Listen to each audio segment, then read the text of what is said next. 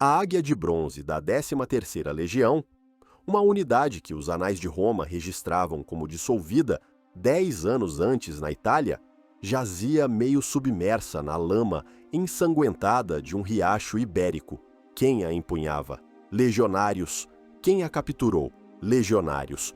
A anomalia não era apenas um mistério militar, era uma heresia política, um sintoma da doença que corroía as entranhas da República. Perto dali, um tribuno de Quinto Cecílio Metelo Pio, um general consular de Roma, observava com um terror silencioso, enquanto 3 de seus melhores centuriões, homens que haviam servido com ele por uma década, atravessavam a nado o rio sob uma chuva de flechas para se juntar ao inimigo. Mas que inimigo? Do outro lado, não estavam bárbaros de cabelos compridos e escudos de vime. Estavam legionários romanos em formação romana, comandados por um pretor romano, Quinto Sertório. A questão que atormentava o Senado não era como um exilado, um proscrito, condenado à morte pela ditadura de Sila, conseguira incitar algumas tribos a se rebelarem. A questão era como ele, em menos de 2 anos, forjara na província mais remota e turbulenta da República um exército que não apenas resistia, mas esmagava as legiões enviadas para destruí-lo. A resposta estava no próprio homem, um fantasma das guerras civis que Roma pensava ter enterrado. Sertório era um produto da era de Mário, um Homo novus da tribo sabina, endurecido nas campanhas contra os cimbros e teutões, onde aprendeu que a sobrevivência de Roma dependia da capacidade de seus soldados de se adaptarem e improvisarem. Ele vira a corrupção da nobreza e o desprezo com que os chamados optimates tratavam os verdadeiros arquitetos das vitórias de Roma, os soldados. Quando Sila marchou sobre a cidade e inaugurou seu regime de terror, Sertório, como um dos principais tenentes de Mário, tornou-se um inimigo do Estado, uma presa a ser caçada. Sua fuga da Itália não foi a de um covarde, mas a de um predador ferido que busca um novo território de caça. A Espanha, com suas montanhas selvagens e suas tribos guerreiras que jamais haviam sido verdadeiramente subjugadas, foi sua escolha. Ele não chegou como um conquistador, mas como um árbitro. Ele aprendeu seus dialetos, respeitou seus costumes e, acima de tudo, demonstrou uma superioridade militar que até mesmo os mais orgulhosos chefes celtiberos e lusitanos podiam reconhecer. Ele não lhes pedia que se tornassem romanos. Ele lhes oferecia algo muito mais sedutor: a chance de derrotar os romanos usando suas próprias armas. O gênio de Sertório residia em uma fusão profana. Ele combinou a disciplina férrea e a engenharia de cerco da legião com a fluidez mortal da guerrilha ibérica. Seus homens podiam marchar em formação de tartaruga para tomar uma cidade murada pela manhã, e à tarde se dispersar pelas colinas como um bando de lobos para emboscar uma coluna de suprimentos. Os generais que Roma enviava contra ele, homens como Fúlfido ou Dídio, esperavam encontrar um exército para aniquilar em uma batalha campal decisiva. Em vez disso, encontravam um fantasma, atacavam uma sombra, perseguiam um eco. As legiões de Sertório não tinham um único acampamento. Todo o território da Espanha era seu acampamento. Os generais romanos construíam muralhas para se protegerem dos bárbaros, mas Sertório os ensinou a temer o campo aberto, onde cada pedra podia ser uma armadilha e cada pastor um legionário. Suas primeiras vitórias foram tão rápidas e totais que pareceram obras de feitiçaria. Ele aniquilou a legião de Lúcio Domício, a Enobarbo, na batalha do rio Betis, não por superioridade numérica, mas por pura audácia tática, atraindo-o para uma armadilha que transformou o rio em um cemitério. As notícias que chegavam a Roma eram fragmentadas, confusas, mas aterrorizantes. Um exército consular varrido do mapa, governadores mortos, estandartes com a águia romana capturados por homens que lutavam sob outras águias romanas, a guerra na Espanha deixava de ser uma mera operação de pacificação provincial. Tornava-se um espelho sombrio, no qual a República via seu próprio rosto desfigurado pelo ódio fratricida. A guerra não era mais contra um inimigo externo, era uma guerra contra si mesma. E o que leva um soldado a apontar sua espada para o camarada de ontem, com quem compartilhou pão e água? Essa pergunta ecoava nos corredores do Senado, mas ninguém ousava respondê-la em voz alta. A verdade era simples e terrível. Para muitos, Sertório não era um rebelde. Ele era a última esperança da República que Sila havia assassinado. Para os milhares de exilados marianos, para os italianos que haviam lutado por cidadania e foram traídos, para os provincianos esmagados por impostos, a Hispânia Sertoriana não era uma província rebelde, era a verdadeira Roma. Você acredita que, desde o início, Sertório era um sobrevivente desesperado lutando para não ser morto, ou um revolucionário calculista que já planejava sua guerra contra o regime? Escreva sua escolha nos comentários e nos diga o porquê. A sua opinião molda a lenda. A notícia do desastre no rio Betis e da consolidação do poder de Sertório forçou o Senado a reconhecer a terrível verdade. A Espanha não estava apenas em revolta, estava se tornando um estado rival, um estado que usava as leis, a língua e, o mais assustador de tudo, as legiões de Roma contra Roma. Sertório não se comportava como um caudilho bárbaro. Em Osca, uma cidade que hoje conhecemos como Huesca, ele estabeleceu um senado com 300 membros, todos romanos exilados, homens de linhagem senatorial e equestre que haviam fugido do terror de Sila. Ele não fundou um reino, ele recriou a república.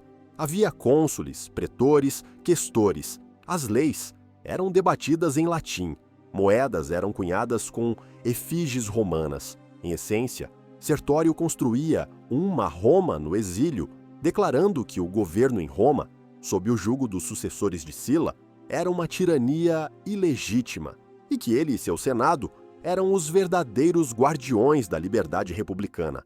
Essa anomalia política era uma ameaça existencial muito maior do que qualquer invasão bárbara. Um bárbaro podia saquear uma cidade. Sertório podia roubar a própria alma de Roma. Em resposta, o poder estabelecido fez o que sempre fazia quando confrontado com um gênio militar. Enviou seu general mais sólido, mais confiável e mais teimoso. Quinto Cecílio Metelo Pio não era um homem de brilhantismo ofuscante, mas sua reputação era forjada em granito. Filho de um herói das guerras númidas, ele era a personificação das virtudes romanas tradicionais, gravitas, dignitas e uma obstinação que beirava a inércia. Seus soldados o apelidaram de Porca, a Porca, não tanto por sua aparência, mas por sua abordagem metódica e implacável à guerra. Metelo não buscava a glória em manobras arriscadas. Ele esmagava o inimigo sob o peso de sua logística superior, de suas legiões perfeitamente treinadas e de sua paciência infinita. Quando suas legiões desembarcaram na Espanha no ano 79 a.C., a expectativa em Roma era de uma campanha curta e brutal. A guerra de guerrilha de Sertório, acreditava-se, seria ineficaz contra a máquina de guerra disciplinada de Metelo. A realidade, no entanto, foi um choque. Metelo tentou forçar Sertório a uma batalha campal, o tipo de confronto em que a infantaria pesada romana era invencível. Mas Sertório se recusou a jogar o jogo de Metelo.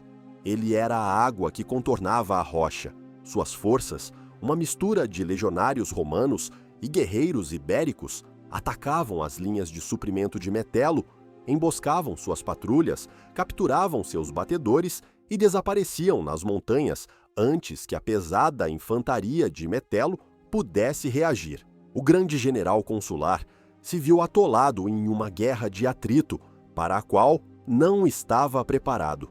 Ele marchava por um território vasto e hostil, onde cada desfiladeiro era uma armadilha potencial e cada aldeia uma fonte de espiões para o inimigo.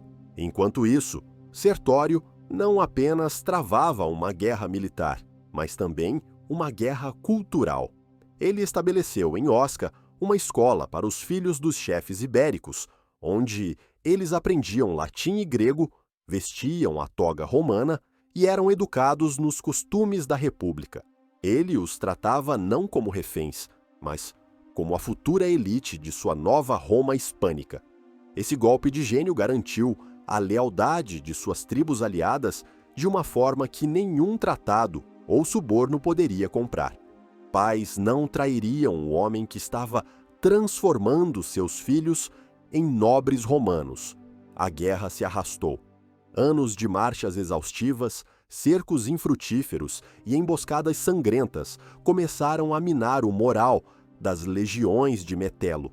Os soldados, acostumados a vitórias rápidas e saques abundantes, encontravam-se em uma campanha interminável contra um inimigo que parecia estar em toda parte e em lugar nenhum ao mesmo tempo. A frustração de Metelo crescia a cada estação. Ele sitiou a cidade de Lacobriga, cortando seu suprimento de água apenas para ver Sertório contrabandear 2.000 odres de água através das linhas romanas e forçá-lo a levantar o cerco por falta de provisões para seu próprio exército. Foi uma humilhação que ecoou por toda a península. A guerra entre legiões atingia um novo patamar de sofisticação e crueldade. Não era apenas uma questão de tática, mas de psicologia. Sertório espalhava rumores, interceptava mensageiros, usava a desinformação como uma arma tão afiada quanto o gládio.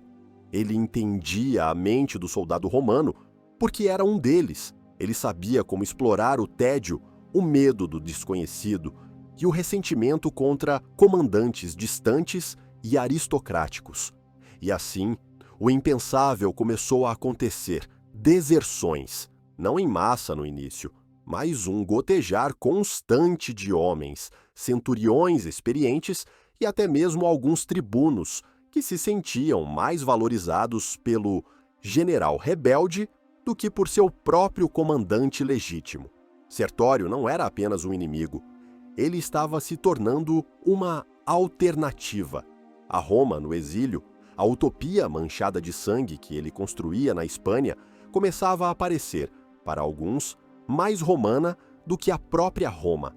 A luta não era mais apenas pelo controle de um território, era uma batalha pela definição do que significava ser romano. E nesse duelo de ideias, a raposa astuta estava lentamente cercando o porco teimoso. O confronto entre Quinto Cecílio Metelo Pio e Quinto Sertório não foi apenas uma colisão de exércitos, foi um duelo de filosofias de guerra, a personificação do conflito entre a ordem estabelecida e a inovação disruptiva.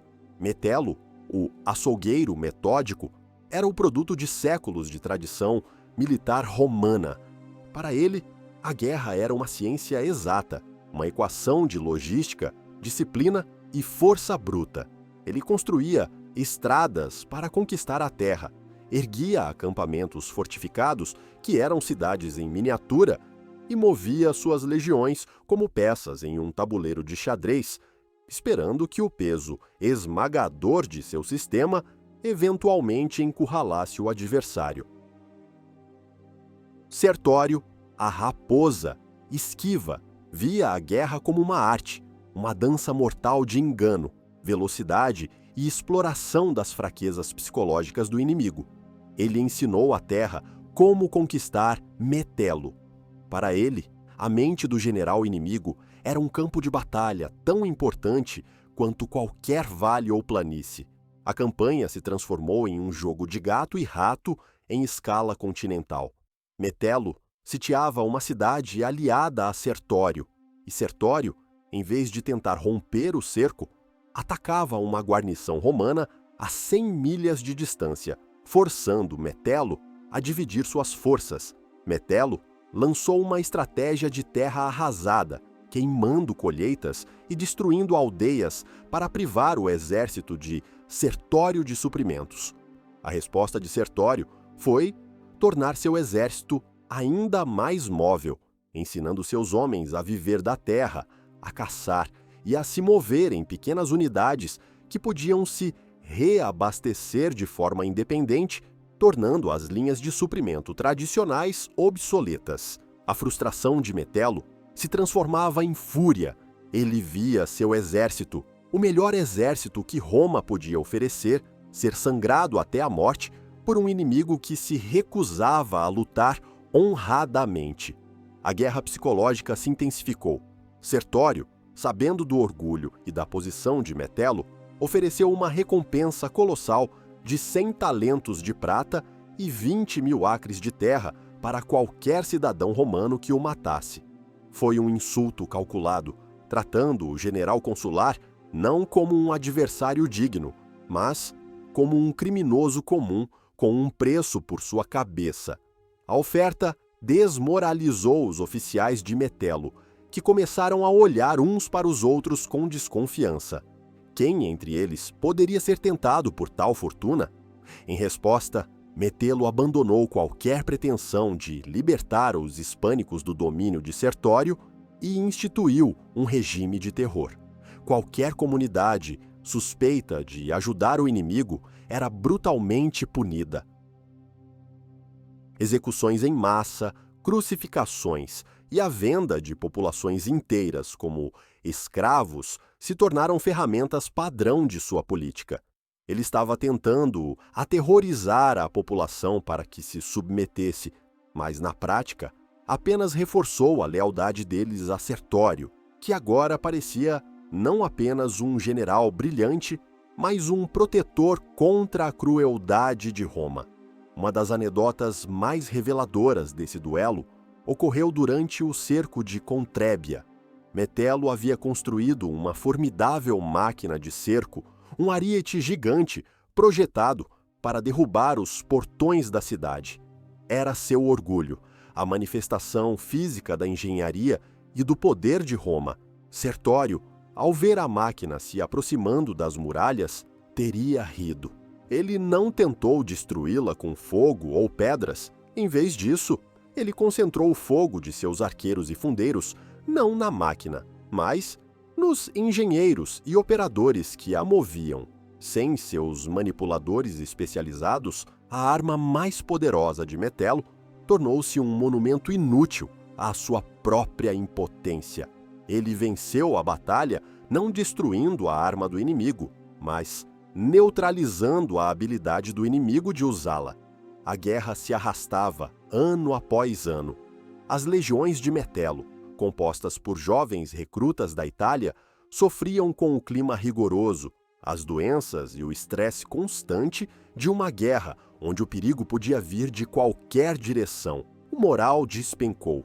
Os veteranos de Sertório, por outro lado, estavam em seu elemento. Eram homens endurecidos, acostumados às privações e ferozmente leais a um comandante que comia a mesma ração que eles, dormia no chão ao lado deles e conhecia centenas deles pelo nome. A genialidade de Sertório residia também em seu teatro. Ele tinha uma corça branca de estimação, um presente de um caçador local que ele afirmava ser um presente da deusa Diana. Ele dizia que a corça lhe sussurrava segredos, revelava emboscadas inimigas e previa vitórias. Para seus seguidores hispânicos, isso era um sinal de favor divino. Para seus legionários romanos, cínicos e supersticiosos, era uma demonstração de confiança tão absoluta que beirava o sobrenatural. Era propaganda, claro, mas era uma propaganda brilhante. Enquanto Metelo oferecia disciplina e punição, Sertório oferecia vitória e um toque do divino. No final, Metelo, o general que nunca viu onde havia sido derrotado, encontrou-se em um impasse. Ele não podia destruir Sertório, mas também não podia admitir a derrota. Ele controlava o terreno, onde suas legiões acampavam, mas Sertório controlava todo o resto. A Espanha se tornara um pântano, um atoleiro que consumia homens, dinheiro e, o mais importante, o prestígio de Roma.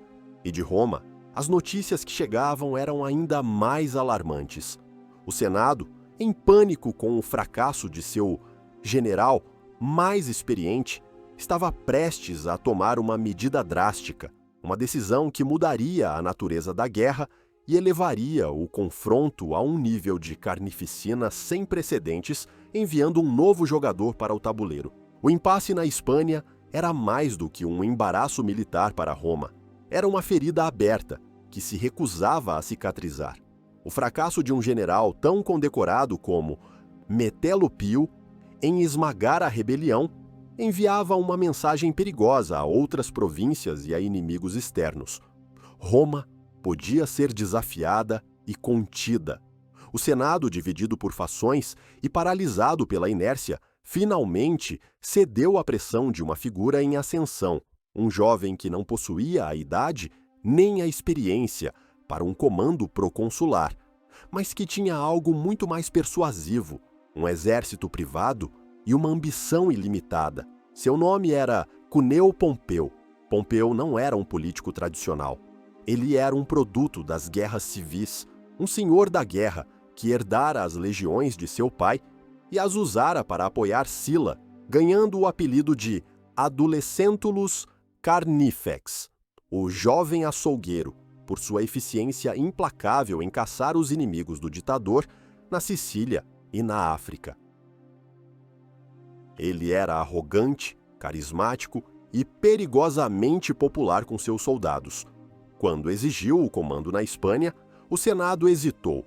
Dar um exército tão grande a um homem tão jovem e que ainda não havia ocupado um único cargo na carreira senatorial era uma violação de todas as tradições. Mas a alternativa à contínua humilhação nas mãos de Sertório era pior. Com relutância, eles cederam. A chegada de Pompeu à Espanha no ano 76 a.C. transformou a guerra.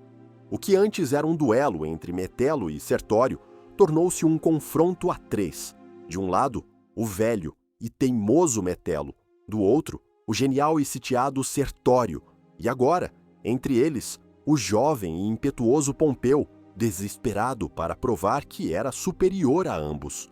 Pompeu veio para a Espanha não para ajudar Metelo, mas para suplantá-lo.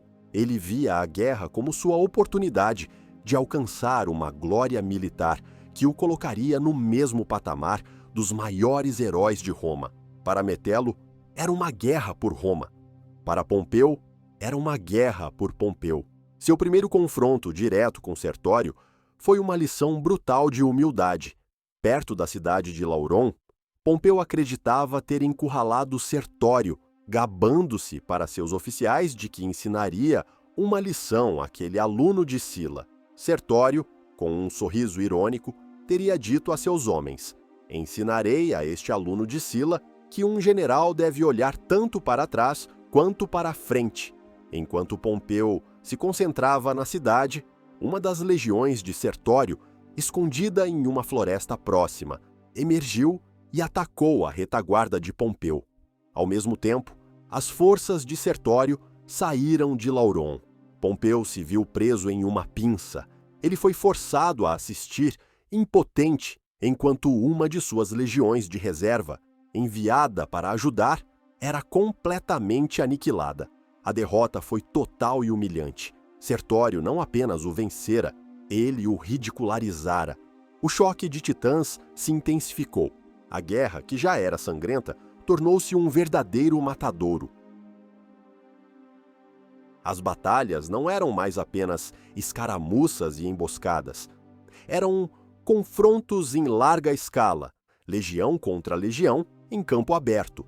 A Batalha do Rio Sucro foi talvez a mais selvagem de toda a campanha. Milhares de romanos lutaram contra milhares de romanos do amanhecer ao anoitecer. A ala direita de Pompeu, sob seu comando pessoal, conseguiu derrotar a ala esquerda de Sertório.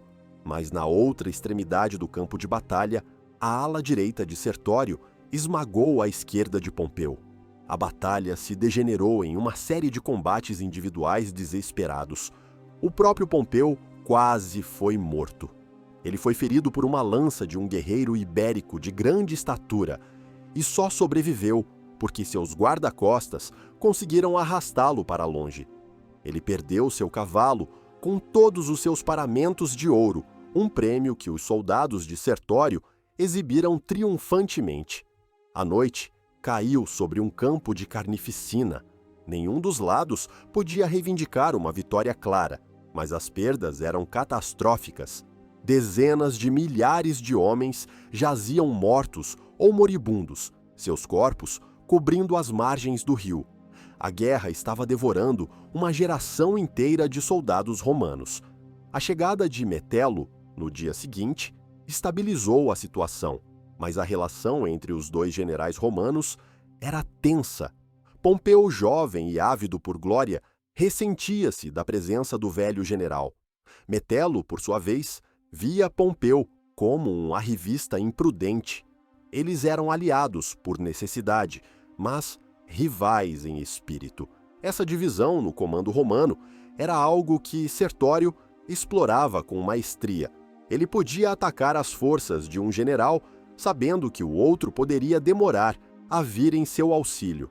A Hispânia se tornou o epicentro de um conflito que definia o futuro de Roma. A República enviava mais e mais legiões, mais e mais recursos, apenas para vê-los consumidos pelo pântano hispânico. Pompeu, percebendo que a vitória não seria rápida nem fácil, escreveu uma carta famosa e ameaçadora ao Senado, reclamando da falta de suprimentos e dinheiro e alertando que, se não fosse apoiado, a guerra se mudaria da Hispânia para a própria Itália. Era uma chantagem, mas funcionou. Roma, aterrorizada, enviou os reforços que ele pedia. A guerra de Sertório havia se tornado um monstro insaciável. A ambição de um jovem general a alimentava com o sangue das legiões e cada vitória, de qualquer lado, era paga com a vida de cidadãos romanos. A questão era, a ambição de Pompeu seria a força que finalmente esmagaria a rebelião, ou o catalisador que levaria a República a um colapso ainda mais profundo. A história dele estava sendo escrita com a espada. Você o vê como um grande líder, disposto a tudo para salvar a República, ou um tirano perigoso, que usou a crise para sua própria ascensão? Deixe sua opinião nos comentários. A escolha define o herói ou o vilão. Encurralado entre dois exércitos consulares, o de Metelo no sul e o de Pompeu no norte, Quinto Sertório compreendeu uma verdade fundamental da geopolítica. Uma guerra travada em um único fronte está destinada à derrota. Para sobreviver, ele precisava expandir o conflito, transformar sua rebelião provincial em uma crise internacional que abalaria os próprios alicerces do poder romano. Sua visão se estendeu para além das colunas de Hércules, para as águas azuis do Mediterrâneo, que Roma, orgulhosamente, chamava de Mare Nostrum, nosso mar. No entanto, no início do primeiro século a.C., o mar não pertencia a Roma, pertencia aos piratas. Os piratas da Cilícia não eram meros bandos de ladrões, eram uma talassocracia, uma potência naval organizada com bases fortificadas, frotas ágeis e uma rede de inteligência que se estendia por todas as ilhas e costas do Mediterrâneo. Eles eram o inimigo público número 1 de Roma, não porque fossem particularmente maus, mas porque eram eficientes. Eles interrompiam o fornecimento de grãos, sequestravam nobres para pedir resgate e operavam com uma impunidade que humilhava a maior potência terrestre do mundo. Para o Senado, eles eram uma praga. Para Sertório, eles eram uma oportunidade. Ele iniciou negociações secretas com os capitães piratas. A proposta era simples e mutuamente benéfica. Ele lhes daria portos seguros e bases na costa da Espanha, um santuário contra as frotas romanas. Em troca, a frota pirata se tornaria o braço naval de seu exército. Eles assediariam os navios de transporte de Pompeu e Metelo, cortando suas linhas de suprimento e reforços da Itália. A aliança foi um golpe de mestre estratégico. De repente, a guerra na Espanha ganhou uma dimensão naval.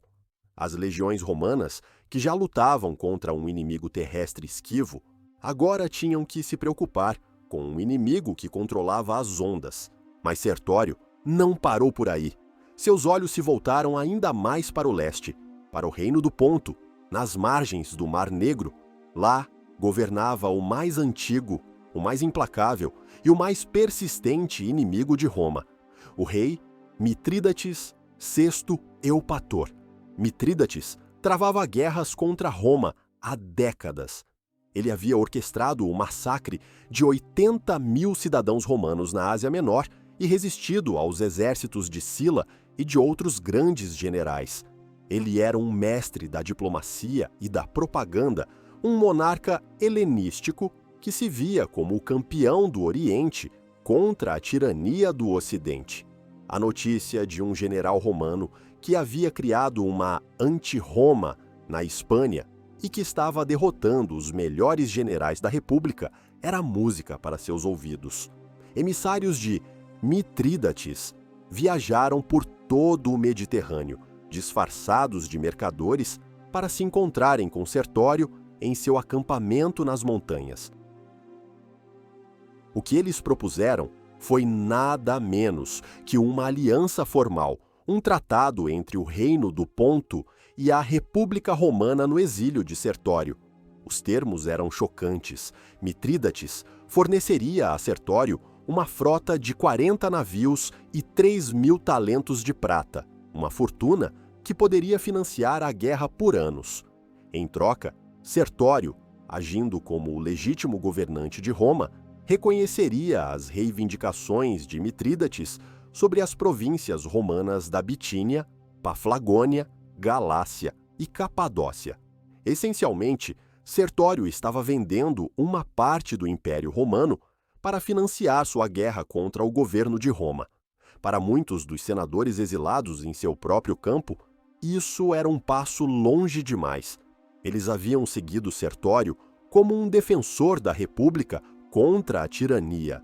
Agora, ele estava se aliando aos piratas e a um rei bárbaro, prometendo-lhes território romano. Era uma traição? Ou era o realismo político levado à sua conclusão lógica? O próprio Sertório defendeu sua decisão com uma lógica fria e pragmática. Ele argumentou que estava apenas cedendo o controle de províncias que o governo de Roma, em sua corrupção e incompetência, já era incapaz de defender. Ele não estava traindo Roma. Estava usando os inimigos de seus inimigos para restaurar a verdadeira Roma. Para o Senado em Roma, no entanto, o tratado era a prova final e irrefutável. Sertório não era mais um general rebelde ou um rival político. Ele era um hostis, um inimigo do Estado no sentido mais absoluto, um traidor que havia se unido aos bárbaros para destruir sua própria pátria. A guerra de Sertório havia se tornado global. Roma agora enfrentava uma guerra em duas frentes, separadas por milhares de quilômetros. No leste, as legiões de Lúculo teriam que enfrentar Mitrídates, que agora contava com conselheiros militares romanos enviados por Sertório. No oeste, Pompeu e Metelo teriam que lutar contra um exército rebelde financiado pelo ouro do Ponto e abastecido pelos navios dos piratas. Sertório, o exilado solitário, havia se colocado no centro de uma teia de alianças que ameaçava estrangular a República. Ele havia se tornado um estadista internacional, um jogador no grande jogo pelo domínio mundial. Mas, ao fazer isso, ele também cruzou uma linha moral, da qual não havia retorno. Ele havia provado que, para salvar sua visão de Roma, estava disposto a desmembrá-la, A Guerra Santa pela República se transformara em uma luta sombria pelo poder, e em tais lutas, as primeiras vítimas são sempre a honra e a lealdade. Os sucessos de Sertório, no cenário internacional, mascaravam uma podridão que se espalhava lentamente no coração de sua própria causa. Enquanto ele negociava com reis e piratas, as fundações de sua Roma no exílio começavam a rachar. A guerra, que já durava quase uma década, era uma força corrosiva, desgastando não apenas os corpos dos soldados, mas também a lealdade e a moral de seus comandantes. O problema fundamental residia na própria natureza de sua coalizão. O exército de Sertório era uma mistura volátil de legionários romanos exilados e dezenas de tribos ibéricas. Os romanos, em sua maioria nobres e senadores, que haviam perdido tudo sob Sila, o seguiam por lealdade política e pela esperança de um dia retornar a Roma em triunfo. Os ibéricos, por outro lado, eram leais a Sertório pessoalmente. Eles o viam não como um político romano, mas como um senhor da guerra carismático, quase divino, que os liderava à vitória contra seus antigos opressores. Essa divisão criou uma tensão inevitável. Os oficiais romanos, homens como Marco Perperna Vento, Lúcio Hirtuleio e Caio Herênio, começaram a sentir inveja. Eles viam Sertório confiar cada vez mais em seus guarda-costas e conselheiros hispânicos. Viam-no adotar costumes locais, aprender suas línguas e demonstrar um apreço por sua cultura que, para a arrogância romana, era desconcertante. Eles haviam se juntado a ele para restaurar Roma, não para se tornarem reis de uma província bárbara. A glória de Sertório era o sol que os ofuscava, e sob essa sombra o ressentimento florescia.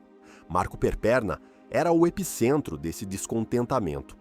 Ele mesmo era um nobre de alta linhagem que havia trazido para a Espanha um exército considerável de exilados da Sardenha. Ele se considerava um igual a Sertório, não um subordinado. No entanto, ele era constantemente ofuscado pelo gênio tático e pelo carisma de seu comandante. Cada vitória de Sertório era uma diminuição da própria estatura de Perperna. Ele e seu círculo de oficiais começaram a murmurar em suas tendas, questionando as decisões de Sertório, criticando sua aliança com Mitrídates e, acima de tudo, semeando a dúvida sobre suas intenções finais. Estaria Sertório realmente lutando para restaurar a República? Ou estaria construindo seu próprio reino na Hispânia, onde ele governaria como um monarca absoluto? Sertório, um mestre da inteligência e da psicologia, não era cego a essas correntes subterrâneas. Ele sentia a mudança de humor em seu acampamento, via os olhares enviesados e ouvia os sussurros que cessavam quando ele se aproximava. A pressão de lutar uma guerra em duas frentes, contra Metelo e Pompeu, e agora uma terceira, silenciosa, dentro de seu próprio comando, começou a afetá-lo. O general, outrora acessível e magnânimo, tornou-se mais desconfiado, mais isolado e, perigosamente, mais autocrático. Sua disciplina sempre rígida tornou-se cruel. Ele ordenou a execução de oficiais sob a menor suspeita de insubordinação. O ato que mais alienou seus aliados foi uma demonstração de crueldade calculada, ou talvez de paranoia crescente.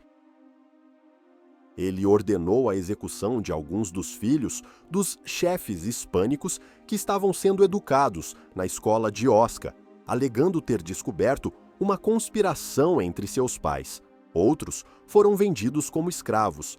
Este ato de terror quebrou o pacto de confiança que ele havia construído tão cuidadosamente. Os chefes ibéricos, que o haviam adorado como um salvador, agora o temiam como um tirano. Sua imagem de libertador estava se desvanecendo, substituída pela de um senhor da guerra que, como todos os romanos antes dele, via os provincianos como peões em seu jogo de poder. A guerra civil por sua própria natureza, devora seus filhos. Ela transforma idealistas em cínicos e heróis em monstros. Sertório, o homem que lutava contra a tirania de Sila, estava, sob a pressão implacável da guerra, adotando os mesmos métodos de seu arqui-inimigo. Ele estava se tornando aquilo que jurara destruir. A atmosfera no acampamento rebelde tornou-se pesada, carregada de paranoia. Cada banquete podia esconder um veneno, cada palavra de elogio podia mascarar uma adaga. Perperna e seus conspiradores sentiam que sua janela de oportunidade estava se fechando, ou eles agiam em breve para remover Sertório e tomar o controle, ou seriam os próximos a enfrentar o carrasco. A ironia trágica era que, no momento em que o poder de Sertório parecia absoluto, com alianças que se estendiam do Atlântico ao Mar Negro, sua autoridade em seu próprio acampamento nunca fora tão frágil. O monólito da rebelião estava rachado por dentro, e bastaria um golpe bem colocado para fazê-lo desmoronar. A maior ameaça a Sertório não vinha mais das legiões de Pompeu ou Metelo, vinha dos homens que comiam em sua mesa, que brindavam a sua saúde e que, em segredo, planejavam sua morte. A conspiração contra Quinto Sertório amadureceu na atmosfera sufocante de um acampamento militar, onde a vitória no campo de batalha não trazia alívio, apenas um adiamento da desconfiança interna. Fiança. Marco Perperna, o cérebro e a ambição por trás do complô, sabia que um ataque direto seria suicídio. Sertório era reverenciado por seus soldados, especialmente pelos contingentes hispânicos, e protegido por uma guarda pessoal fanática. O assassinato teria que ser um ato de traição íntima, executado sob o disfarce da amizade e da celebração. A oportunidade surgiu quando um mensageiro trouxe a notícia de uma suposta vitória de um dos destacamentos de Sertório. Foi o pretexto perfeito. Perperna e os outros conspiradores organizaram um grande banquete em homenagem ao triunfo. Os melhores vinhos foram servidos, a comida era abundante, e a música e as risadas enchiam a tenda do comandante. Sertório, talvez cansado da guerra, talvez desejando acreditar que a camaradagem com seus oficiais romanos ainda existia, compareceu. No entanto, ele manteve seus instintos de soldado. Ele se reclinou em seu divã, mas permaneceu alerta, sua mão nunca longe do punho de sua espada. Os conspiradores sabiam que precisavam quebrar suas defesas. Eles se comportaram de maneira deliberadamente rude e barulhenta, fazendo piadas grosseiras e derramando vinho, um comportamento que sabiam que irritaria o disciplinado e sóbrio Sertório. A tensão aumentou. Sertório, enojado, virou-se de lado em seu divã, tentando ignorá-los. Esse foi o sinal. Um dos conspiradores, Marco Antônio Crético, deixou cair sua taça. Não barulho do metal batendo no chão, Perperna deu um golpe de adaga em Sertório. O golpe não foi fatal. Sertório, com a força de um homem que lutou em centenas de batalhas, levantou-se e lutou por sua vida. A tenda, momentos antes um local de festa, transformou-se em uma arena de matança. Desarmado, ferido, Sertório era ainda um adversário formidável, mas eram muitos. Eles o cercaram, homens que ele havia promovido, em quem havia confiado, e o apunhalaram repetidamente até que ele caiu morto no chão, seu sangue se misturando com o vinho derramado. A morte do líder teve um efeito imediato e cataclísmico. Foi como se a alma da rebelião tivesse sido extirpada. A notícia se espalhou pelo acampamento como um incêndio. O que os conspiradores não previram foi a reação. Eles esperavam ser aclamados como libertadores que haviam derrubado um tirano. Em vez disso, encontraram um vácuo de horror e confusão. As tribos hispânicas, cuja lealdade era inteiramente pessoal a Sertório, sentiram-se traídas. Para eles, A morte de seu líder pelas mãos de seus próprios tenentes romanos era a prova final da perfídia de todos os romanos, rebeldes ou não. Uma a uma, as tribos começaram a abandonar o acampamento, a se dispersar de volta para suas montanhas, ou pior, a fazer as pazes com Pompeu e Metelo.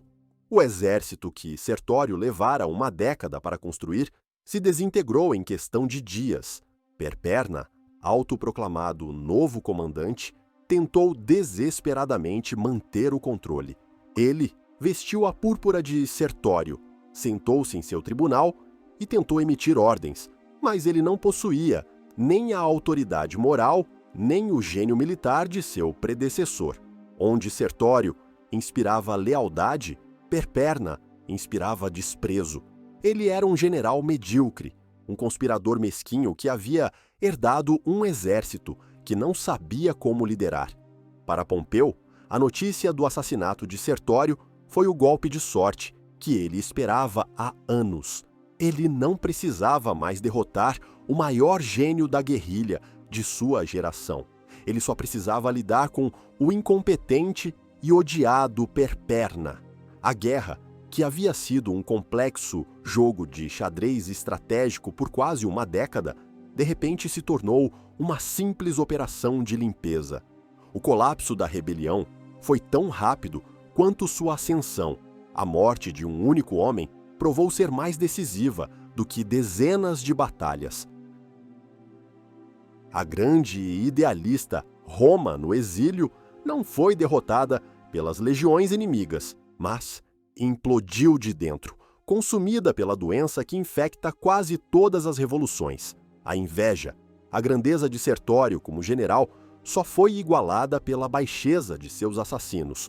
Ele construiu um estado, mas não conseguiu controlar a ambição de seus próprios seguidores. Sua morte foi um fim trágico e sórdido para um dos guerreiros mais notáveis da história de Roma, e marcou o triunfo da mediocridade sobre o gênio, da traição sobre a lealdade. O fantasma de Sertório se foi, e com ele a última esperança de resistência organizada na Espanha. O que se seguiu não foi a paz, mas a vingança. O assassinato de um líder pode encerrar uma guerra, mas raramente resolve o conflito. Muitas vezes, apenas abre a porta para um tipo diferente de horror. Quem você acha que carrega a maior culpa pela tragédia?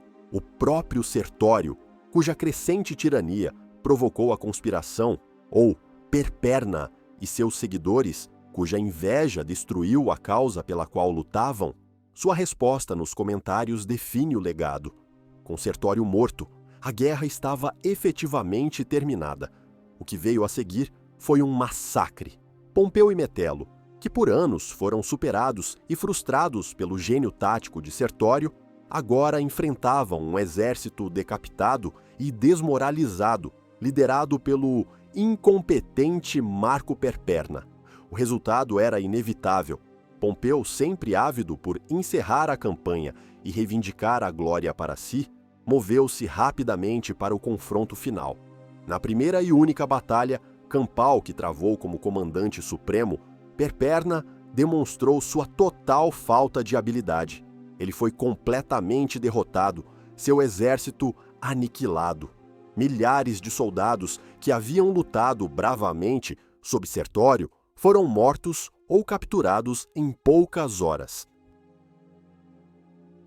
O próprio Perperna foi encontrado escondido em um matagal, uma captura indigna para o homem que sonhava em substituir um titã. Na tentativa desesperada de salvar sua própria vida, Perperna cometeu seu ato final de traição. Ele anunciou que possuía toda a correspondência de Sertório, um arquivo secreto que continha cartas de muitos senadores e figuras proeminentes em Roma que haviam mantido contato com o general rebelde, oferecendo apoio ou buscando favores. Ele ofereceu entregar essas cartas a Pompeu, esperando que a oportunidade de expor e processar seus rivais políticos em Roma fosse uma isca irresistível. Era uma oferta que poderia ter mergulhado Roma em uma nova onda de proscrições e guerras civis. Pompeu, em um de seus gestos políticos mais astutos e célebres, recusou a oferta. Ele ordenou que todas as arcas contendo as cartas de Sertório fossem trazidas à sua frente e, na presença de todo o exército, queimou-as, sem ler uma única palavra.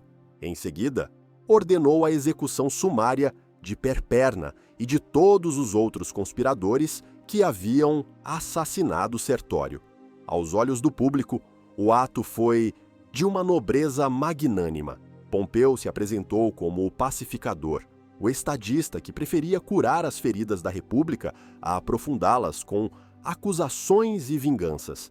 Ele estava encerrando a guerra não apenas militarmente, mas politicamente. No entanto, por trás dessa fachada de clemência, havia um cálculo frio. Ao destruir as cartas, Pompeu colocava dezenas de homens poderosos em Roma em uma dívida eterna com ele. Eles nunca saberiam com certeza se seus nomes estavam naqueles documentos, mas saberiam que Pompeu os havia poupado da ruína. Ele não ganhou testemunhas para um julgamento. Ele ganhou clientes para uma carreira política. E por trás do gesto nobre com as cartas, a realidade de sua campanha de pacificação na Espanha era brutal.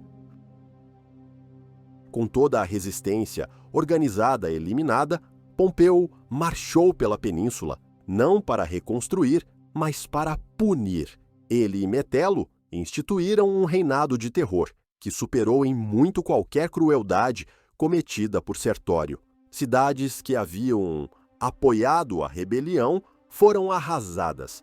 Populações inteiras foram massacradas ou vendidas como escravas. Seus tenentes percorreram a ferro e fogo o território, caçando qualquer um que tivesse lutado por Sertório, apagando sistematicamente qualquer vestígio de sua Roma no exílio. A escola de Osca foi fechada, seus registros destruídos. As leis de Sertório foram revogadas. Foi uma campanha de damnatio memoriae, a condenação da memória, projetada para garantir que as gerações futuras vissem Sertório não como um herói republicano, mas como um simples traidor. Foi durante essa campanha que Pompeu solidificou sua reputação e ganhou o apelido que o assombraria por toda a vida: Adolescentulus Carnifex, o jovem açougueiro. Ele não era apenas um vencedor, ele era um exterminador. Ele estabeleceu a paz através da aniquilação total, uma lição sombria que outros futuros líderes de Roma, como Júlio César na Gália, aprenderiam e aplicariam. Os vencedores, como sempre, escrevem a história.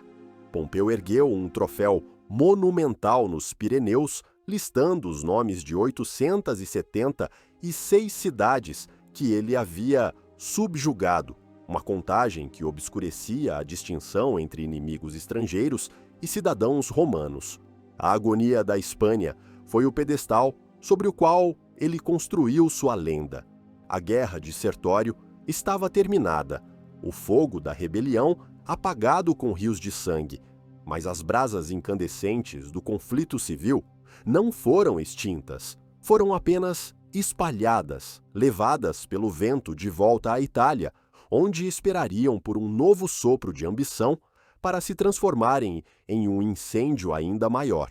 A paz que Pompeu impôs à Espanha era a paz dos cemitérios, e o silêncio que se seguiu era o silêncio do medo. No ano 71 a.C., Quinto Cecílio Metelo Pio e Cuneu Pompeu retornaram a Roma. A cidade os recebeu com a pompa e a circunstância reservadas aos grandes conquistadores. Ambos celebraram triunfos magníficos, desfilando pelas ruas com seus soldados, exibindo cativos e tesouros capturados na Espanha. Para o cidadão comum, era o fim de uma guerra longa e custosa. Para a elite política, era o início de uma era perigosamente nova. A Guerra de Sertório, travada em uma província distante, havia mudado fundamentalmente o equilíbrio de poder no coração da República.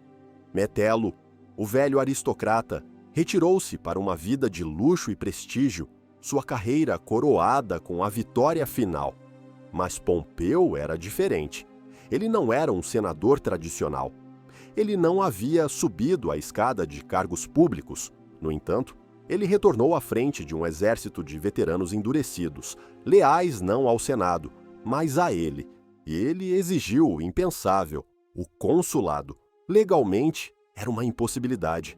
Ele estava abaixo da idade mínima e nunca havia sido questor ou pretor, mas a lei era um argumento fraco contra as espadas de 40.000 legionários. O Senado, intimidado e impotente, cedeu. Pompeu, o jovem açougueiro, tornou-se cônsul, sua ascensão meteórica alimentada pela guerra na Espanha. A maldição da guerra de Sertório começava a se manifestar. Ela havia provado que um general com um exército leal podia ditar termos ao Senado. Sertório havia feito isso a partir do exílio. Pompeu o fez do portão da própria Roma. A lição não foi perdida para outros homens ambiciosos que o observavam atentamente, homens como Marco Licínio Crasso e um jovem e promissor sobrinho de Caio Mário chamado Júlio César. Os veteranos que retornaram da Espanha eram uma força desestabilizadora. Eram homens que haviam passado uma década lutando não contra bárbaros, mas contra outros romanos. Para eles, a guerra civil não era mais um sacrilégio, era uma profissão. Eles haviam visto águias legionárias de ambos os lados do campo de batalha. O tabu fora quebrado. Esses mesmos homens, tanto os de Sertório, que foram perdoados, quanto os de Pompeu e Metelo, formariam a espinha dorsal dos exércitos que, 20 anos depois, se enfrentariam em Farsalos, sob o comando de César e do próprio Pompeu. A Guerra de Sertório foi o campo de treinamento para a destruição da República. Ela ensinou aos soldados que sua lealdade e seu sustento vinham de seu general, não de um governo distante e corrupto. E ensinou aos generais uma lição ainda mais perigosa, que uma província e seu exército poderiam ser usados como uma plataforma de poder pessoal para desafiar a autoridade central. Sertório, o inimigo de Roma, forneceu inadvertidamente o manual que Júlio César seguiria. A ideia de criar um poder alternativo, de se apoiar em legiões devotadas e na riqueza das províncias para confrontar seus rivais no Senado, não era original de César. Ele a viu ser executada, com sucesso quase total, por Quinto Sertório. A guerra na Espanha também teve outras consequências imprevistas. Enquanto as melhores legiões de Roma estavam atoladas na península, a Itália foi deixada vulnerável. Foi nesse vácuo de poder que eclodiu a maior revolta de escravos da história romana, liderada pelo gladiador Trácio Espartaco. Crasso, que finalmente esmagou a revolta, ficou furioso ao ver Pompeu retornar da Espanha bem a tempo de eliminar os remanescentes do exército de escravos e reivindicar o crédito pela vitória.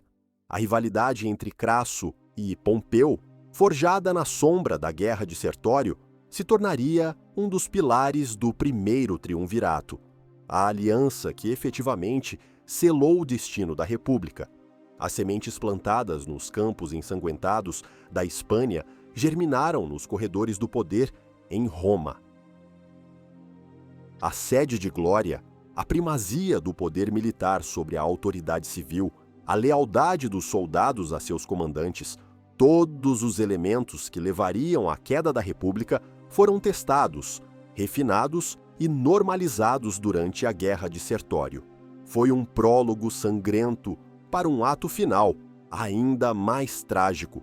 Os triunfos de Pompeu e Metelo não celebraram a salvação da República, mas sim seu funeral, ainda que ninguém na época o soubesse.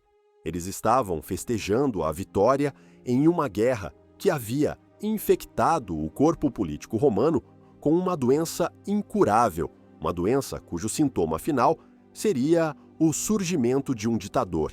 e a morte da liberdade. Quem foi, afinal, Quinto Sertório? A história, escrita pelos vencedores, o rotulou de traidor, um renegado que se aliou aos bárbaros e aos inimigos de Roma em sua busca egoísta por poder. Plutarco e Apiano, nossas principais fontes, pintam o retrato de uma figura complexa, um gênio militar inegável, mas cuja causa foi, em última análise, manchada pela traição. No entanto, por trás da narrativa oficial, um fantasma persiste, uma questão incômoda, que assombra o fim da República Romana. Foi Sertório realmente um traidor? Ou foi ele o último verdadeiro republicano, um homem que viu a República ser assassinada por uma oligarquia tirânica liderada por Sila e tentou preservar seu espírito em uma província distante? Sua Roma no exílio era uma farsa ou era uma tentativa genuína de criar um refúgio para os valores republicanos que estavam sendo extintos na Itália? Os historiadores debatem seus motivos até hoje. Seus detratores apontam para sua aliança com Mitrídates, a venda de províncias romanas como prova irrefutável de sua traição. Seus defensores argumentam que essas foram as ações desesperadas de um homem lutando contra uma superpotência, usando as únicas armas disponíveis. Eles lembram que ele era um mestre da lei e da administração, que seu governo na Espanha era, em muitos aspectos, mais justo e eficiente do que os 2 governadores enviados por Roma. Ele não era um destruidor, ele era um construtor de estados. Independentemente de seus motivos, o legado de sua guerra é incontestável e profundamente irônico. A guerra, que começou como um esforço para, em sua visão, salvar a República da tirania, acabou por forjar as ferramentas que a destruiriam para sempre. O resultado mais duradouro e catastrófico da Guerra de Sertório foi a lição que ela ensinou a todos. As legiões de Roma podiam ser leais não a Roma, mas a um homem. Sertório provou que um general carismático e vitorioso podia comandar uma lealdade que transcendia o dever cívico. Ele criou um exército que era, na prática, seu exército pessoal. Após sua morte, Pompeu herdou essa lição e a aperfeiçoou. Júlio César a transformou em uma arte. A Guerra Civil deixou de ser um evento aberrante para se tornar uma opção política viável. O Rubicão não foi cruzado pela primeira vez por César em 49 a.C. Foi cruzado simbolicamente por Sertório na Espanha, 20 anos antes, quando ele forjou um exército de cidadãos romanos para lutar contra o exército oficial da República. Ele abriu a caixa de Pandora, e dela saíram os demônios da ambição pessoal, da lealdade militar e da guerra perpétua que consumiram a República. O fantasma de Sertório assombrou Roma por gerações. Cada vez que um general vitorioso retornava de uma província com um exército de veteranos devotados, a sombra de Sertório pairava sobre o Senado. Ele foi a primeira grande rachadura na fundação da República, uma fratura que se alargaria com Sila, Pompeu, César e Otaviano, até que todo o edifício desabasse, dando lugar às fundações de uma nova ordem, o Império.